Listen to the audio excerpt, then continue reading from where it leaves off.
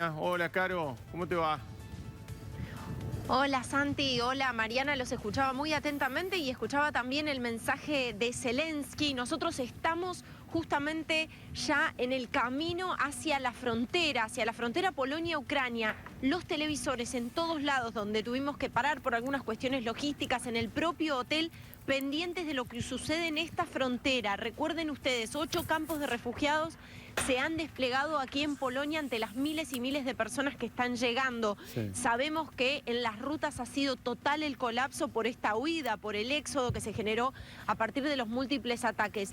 Los reportes que tenemos desde Kiev hablan de la más oscura de las noches. Por supuesto, ustedes han visto las imágenes de ese edificio de departamentos impactado, porque claro, mientras Rusia niega haber atacado objetivos civiles, claramente los registros hablan de otra cosa, ¿no? Hablan realmente de un ataque perpetrado contra la ciudad de Kiev, un objetivo que es, por supuesto, al mismo tiempo concreto en cuanto a la avanzada, pero también político. Político porque el objetivo es que caiga Volodymyr Zelensky, y así lo deja sumamente explícito el presidente de la Federación Rusa cuando apela. Otro dato saliente de estos últimos momentos, cuando apela a los militares ucranianos a que derroquen a su presidente, ¿no?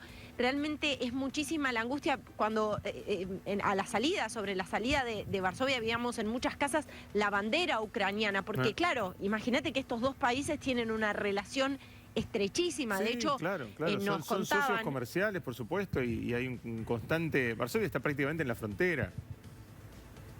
Bueno, y fíjate vos, Santi, que además nos contaban las penurias que está viviendo muchísima gente que de repente trabaja aquí, o personas que, por ejemplo, trabajan en el rubro de la construcción y que están desesperados por entrar a Ucrania para sacar a sus familias, quizás hijos o sus esposas que pudieron haber quedado allí, para sacarlas y traerlas aquí a Polonia. Es mucha la desesperación.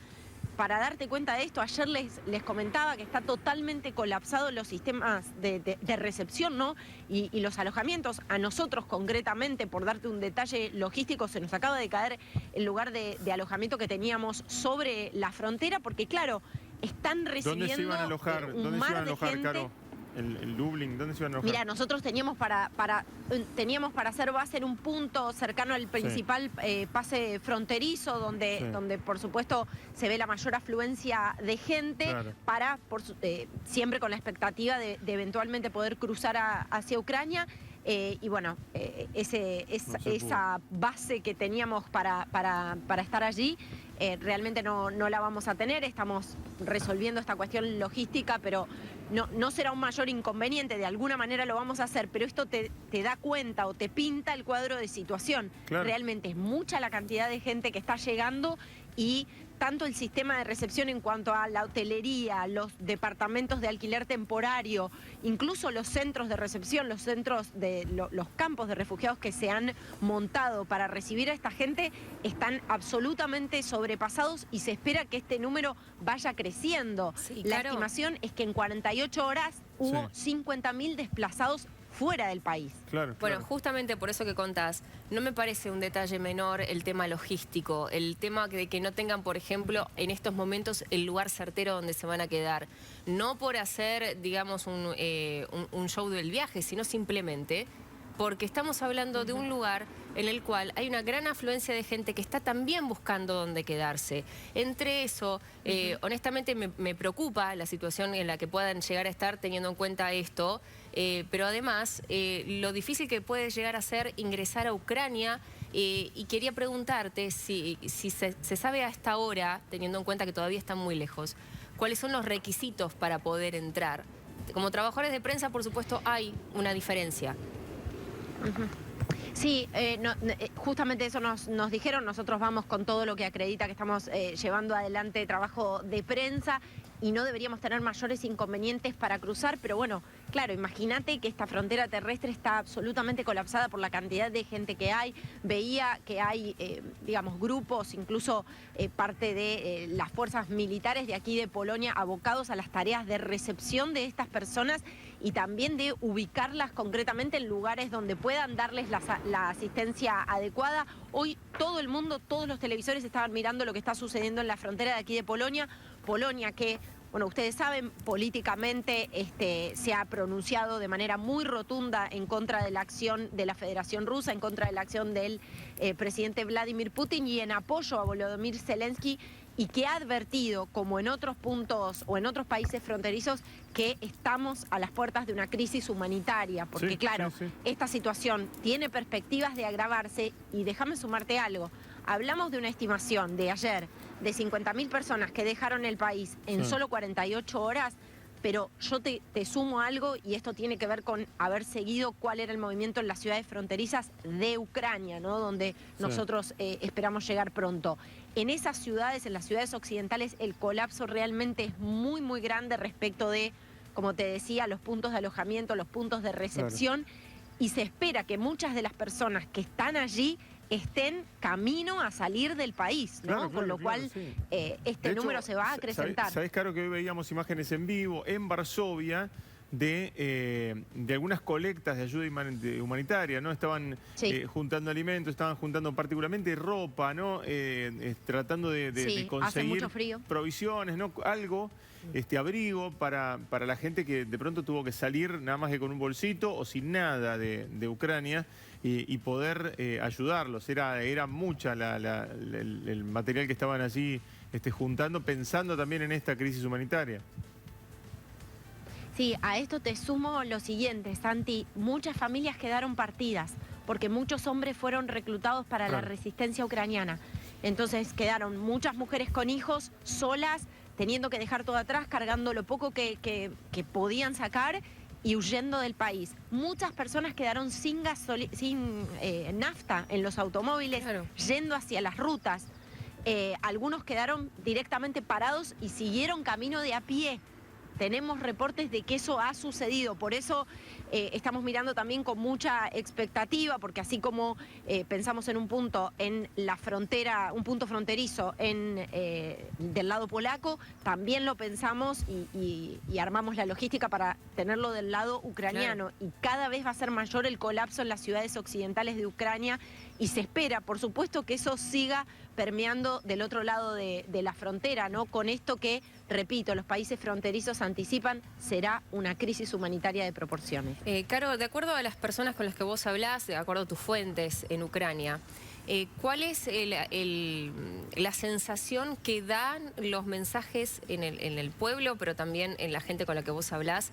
El presidente a través de sus redes sociales, cuando hace esos videos, ¿es un mensaje que convence a la gente? ¿Es un mensaje con el que la gente se alinea? ¿Están conformes con la actuación de Zelensky? Mira, yo lo comentaba ayer. Una de nuestras fuentes es una persona que está decidida a quedarse en la capital Kiev. Además es una persona que hace un análisis muy exhaustivo de la realidad, porque justamente es analista. Y lo que conversábamos en el día de ayer es que los últimos mensajes de Zelensky, sobre todo en ese tono ya más de interpelación o de enojo hacia Occidente, antes de que viniera la última ola de apoyos más contundentes, sonaban a gritos desesperados, ¿no? Claro. Y a cierta impotencia frente a lo que fueron apoyos políticos, pero insuficientes en el plano concreto, porque, digo, aquí hay que decirlo claro, Ucrania fue atacada por fuera de todas las previsiones, ¿no? Los peores horizontes hablaban de una avanzada sobre el este, hay quienes veían, por supuesto, con mucha preocupación el despliegue en la frontera norte con Bielorrusia, pero nadie se imaginaba que en solo días, casi horas, íbamos a estar hablando de Kiev sitiada, ¿no? Sí, además Rusia estaba esperando esas sanciones, ya sabía que iban a venir. Digamos, ya los había puesto dentro de la valoración a la hora de hacer la invasión. Sí, y además Putin, bueno, recordemos, está el antecedente de Crimea, las sanciones fueron durísimas y lejos de haber disuadido a Putin, parece estar envalentonado, ¿no? Con la avanzada sobre Ucrania, ¿no? Que desde el bloque europeo la leen como un intento por desestabilizar Europa, ¿no? Por eso, además, se sigue con tanta preocupación aquí en Polonia lo que sucede en Ucrania, ¿no? Porque ¿dónde frena la ambición de Vladimir Putin, ¿no? Con respecto a esta avanzada o a lo que él ve como una recuperación, ¿no? Recuerden que en 2014 la narrativa fue que eso era el regreso de Crimea, ¿no? Una suerte de reivindicación histórica. Hay cierta narrativa que tiene que ver con eso por parte del Kremlin.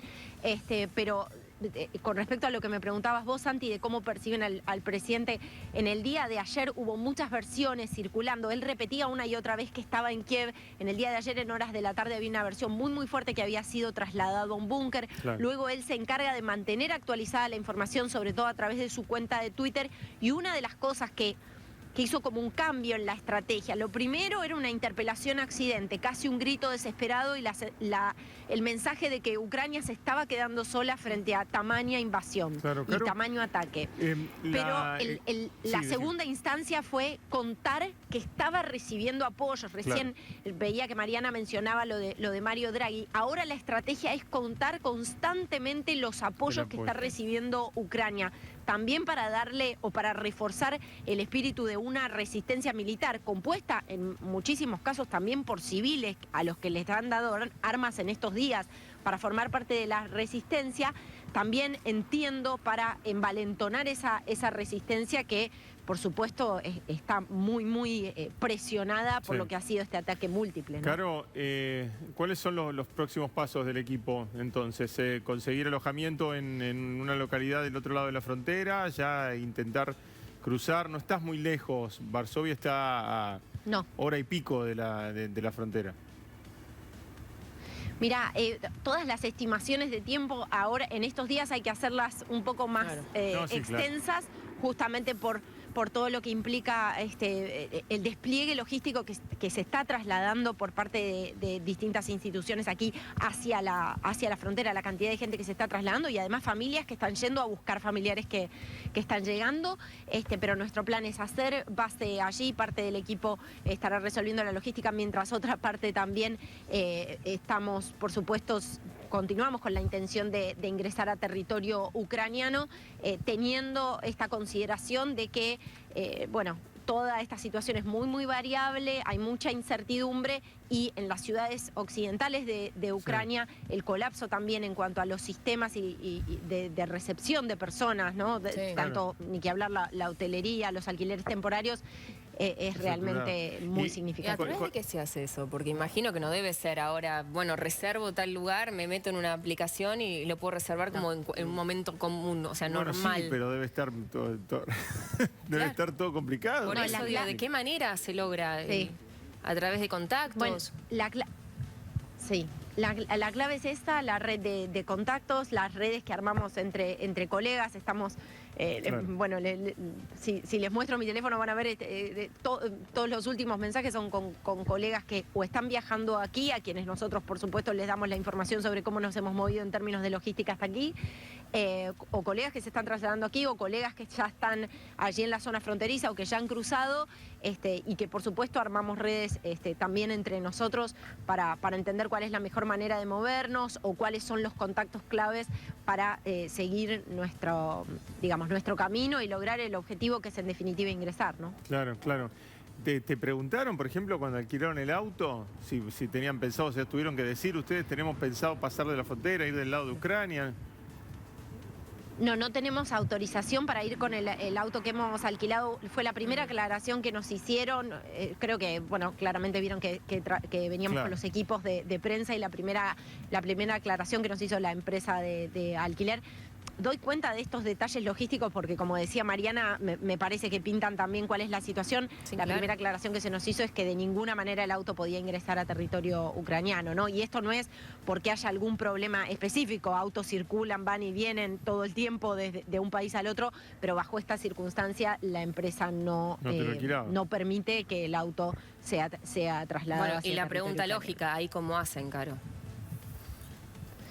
Bueno, ahí estamos coordinando con una colega particularmente que consiguió algún medio de logística, así que vamos a tratar de trasladarnos junto con ella y bueno, haremos coordinación, suma de esfuerzos y lazos también entre los colegas para trasladarnos y lograr el objetivo. Claro, son esas cosas que, Santi, que cuenta Caro, que uno dice, bueno, es ir a Ucrania, llegas a Polonia, no puedes pasar, no podés por espacio aéreo, lo haces por tierra, pero uno no se imagina que empieza a haber, digamos, se imagina porque hay un conflicto claramente, pero empiezan a haber trabas que antes... Sí, no, te afecta todo. Que no las obviamente. pensás. Ejemplo, la empresa no te deja llevar el auto hasta ahí cuando antes no hubiera habido problema porque mientras le devuelvas el auto tienes seguro. Por ¿Viste? supuesto, No. ¿no? Y aparte en Europa están completamente Sí, no hay habituados a que vos seguro. tomás el auto y incluso lo devolvés en otro país, digamos. No Claro. es que eso sea complicado en una situación habitual. Pero, y claro, y de hecho creo que el tiempo en auto desde Varsovia hasta Kiev son como 10 10 horas, horas. ¿no? 9, 10 horas. 10 horas con buen tránsito. Sí, pero bueno, y claro, estamos hablando de otra situación. Claro. Sí, absolutamente, chicos, absolutamente. Es una situación totalmente atípica donde uno se encuentra con esto que forma parte y lo sumamos a esta charla y a esta crónica para dar cuenta también de lo que significa esta convulsión y este caos. Pero por supuesto en el centro están las personas, está el sufrimiento, el inmenso sufrimiento de toda esta gente y la crisis humanitaria, ¿no? El factor humanitario. Totalmente. Insisto que podemos hablar, por supuesto, mucho de geopolítica y es pertinente hacerlo en estos casos, pero hoy veía en cada punto donde parábamos a la gente prendida del televisor, Claro. mirando en el hotel lo que estaba sucediendo en las fronteras y la verdad que lo que uno captaba en los rostros es un desconcierto total, la sensación sí, casi como si hubiera también una memoria histórica de una herida Lógico. latente y la incredulidad de que esto vuelva a pasar, de que se vuelvan a encontrar frente a una tragedia de esta dimensión, Claro, ¿no? claro, no, Polonia Veía ya lo ha también sufrido, imágenes obviamente. de militares llevando niños de un lado al otro, ¿no? Totalmente. Bueno, vamos a hablar a lo largo de todo esta mañana con Caro porque, bueno, ahora estamos contándoles lo que significa para un equipo o para personas que quieren llegar a Ucrania, lo que significa el poder entrar en un conflicto, ¿no? Esto es parte de la información, pero por supuesto, como ella bien lo dijo, lo importante es lo que está sucediendo allí, el impacto, la crisis humanitaria, la geopolítica y todo eso lo vamos a hablar durante toda la mañana, así que Caro, muchísimas gracias por hacer estos contactos, sabemos que tienen que seguir camino, pero la información es constante, ¿no, Santi? Todo el tiempo estamos minuto a minuto actualizando. Lamentablemente nunca damos buenas noticias hasta ahora, esperemos poder empezar a darlas en breve. Sí, chicos, la verdad es que las noticias solo agravan la perspectiva, ¿no? Las noticias que llegan solo agravan la perspectiva, porque además también acá hay una dificultad, chicos, y en relación a lo que me preguntaba Santi sobre Zelensky, también lo pienso. Acá hay una guerra de narrativas. Sí. Entonces, pasar en limpio, ¿qué es lo que realmente está sucediendo? Si realmente la resistencia ucraniana es tal como lo dice Zelensky, o si estamos ante un panorama de avanzada avasallante. Sin dudas, la avanzada ha sido avasallante en cuanto a que nadie esperaba esto, pero digo, es muy difícil en un contexto de guerras de narrativas, de sobrecarga de información, también de dificultad para la validación de la información, de las fotos, de los videos. Es muy, muy difícil pasar en limpio concretamente qué es lo que está